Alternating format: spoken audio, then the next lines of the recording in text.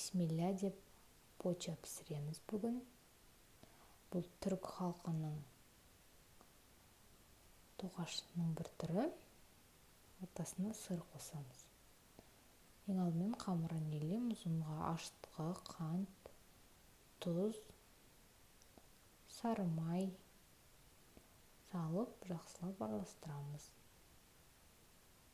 Яғни сары майды өтіп аламыз ұнға. Одан кейін оған жұмыртқаның ағын қосамыз және сүт. Сүттің орнына су алсаңыз да болады. Бұл енді жақсылап барлығын араластырып, осындай қамыр елейміз.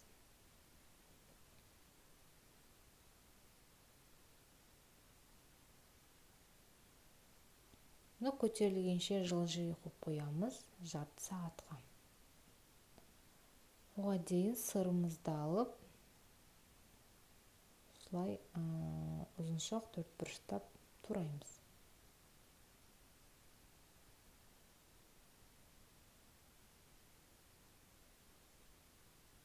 Міне осындай. Мұнда қамырымыз аздап көтеріледі. Бұл үлкен болып көтерілмейді. Сосын оны алып бөліктерге бөлеміз. Бірдей етіп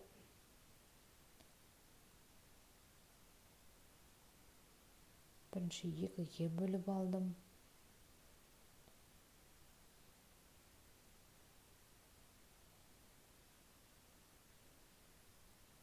Одан кейін осылай кішкентай бөліктерге бөліп, оны домалақтаймыз.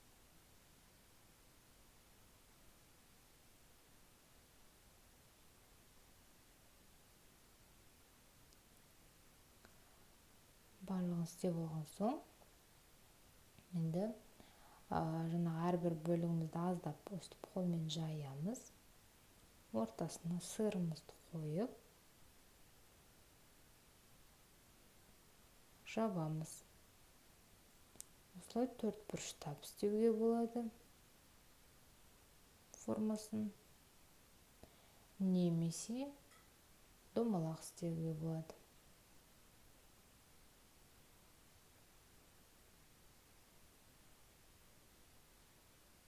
Міне. Бұл енді табамызды майлап, соған барлығын орналастырамыз. Бетіне бағанағы қалған жұмыртқамыздың сарысын жағамыз, жақсылап тұрып. Одан кейін бетіне ойып саламыз міне. Осылай вилкамен видеода көрсетілгендей етіп. Болды, енді пеште 180 градуста 20 минуттай пісіріп аламыз. Яғни беті қызарғанша. Ас болсын. Каналыма жазылып қойыңыздар.